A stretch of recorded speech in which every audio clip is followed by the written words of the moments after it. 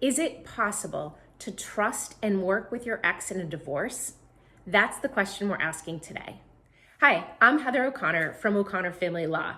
Don't forget to like and subscribe to our channel so you can see all the videos that we're going to be putting out, which hopefully can help you make educated and informed decisions as you move forward with your family law issues. We have a ton of great information on our website at www.familylawma.com, so feel free to check that out as well. And back to our original question, is it possible to trust and work with your ex during a divorce? Although some people know from the very beginning that they shouldn't be getting married to the person they walk down the aisle with, most people marry with the best intentions, because at the time they're best friends, they love each other, they want to grow a family together, to grow old together. And it can be really hard when that fades, when you start to look at your spouse and wonder what happened to the person that you married. It becomes like you don't even know them anymore. And along with the disappointment of feeling like a relationship that you had is no longer there, it can be even harder when you find out the person you committed your life to has cheated or has run up incredibly high debt that maybe you didn't even know about. And if you've had kids, that makes this scenario even more difficult. Most people take marriage seriously, and they will try to do their best to stick it out through the rough times and to make things work. And that's great.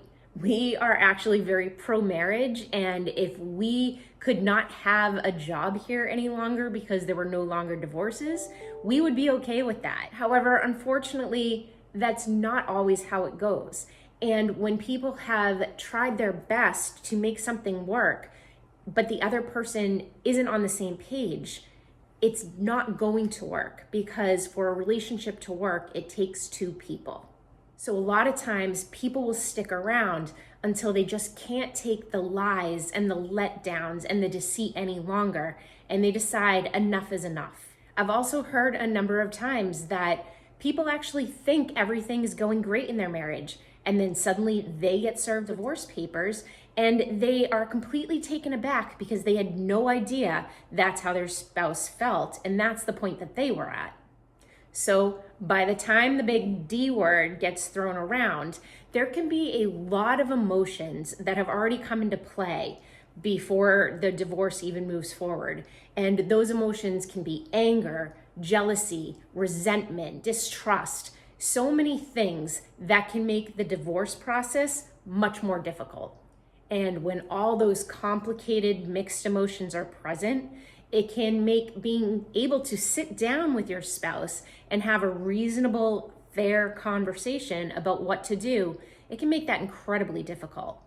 However, the good news is that it can happen.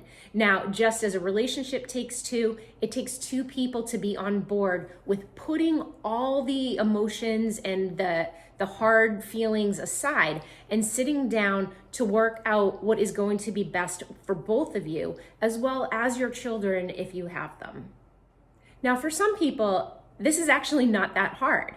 I've had a couple cases where the parties were separating, but they were remaining friends to the point they came to the office and they sat down and we worked out everything. And when we went into court, they were holding hands and they went to stand next to the table together in front of the judge, and the judge had to tell them to step apart. And you could tell they didn't want to, because they wanted to support each other through this time.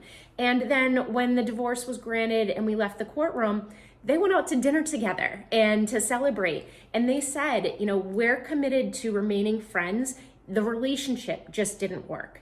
But for a lot of people, that is very difficult, because they've invested so much time, so much effort, so much money into making the relationship work that when it doesn't, it's very, very difficult to put that aside. Or maybe they're willing to, but the other person isn't.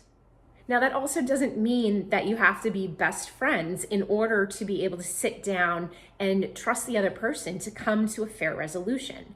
But it does require transparency. It does require the ability to put those feelings aside for both of you so that both of you feel as though the other person is being honest with you. And in those types of cases, it's the transparency that is incredibly important, because transparency helps develop trust. Now, you may be in a relationship where you know that's just impossible. Maybe the person is physically abusive or extremely controlling and manipulative.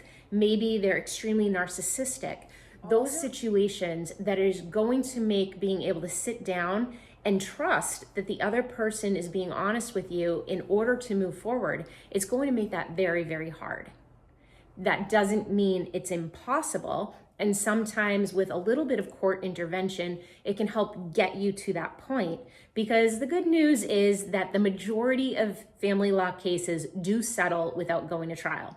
I think the last statistics that I read was approximately 95% of cases settled before trial. So only about 5% of all divorce cases are going to trial.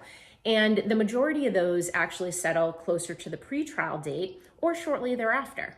Now, there may be legitimate reasons why your case needs to go to trial, and that's okay. Just because you go to trial doesn't mean you did something wrong. It just means that there's an issue that you weren't willing to settle on for what the other person was asking, or vice versa. And what you want to be careful there is just that you're doing a cost-benefit analysis to make sure that the money you're putting out for against both your best and your worst case scenario is worth it at the end of the day. So long story short, yes, it is possible to trust and work with your spouse within a divorce. And even if you can't get to the point where you can necessarily sit there and say, yes, I trust my ex, that doesn't mean that you can't still sit there and work amicably towards resolving the issues. Because if you're able to do that, that is almost always going to be the best case scenario for you and your children if you have them moving forward.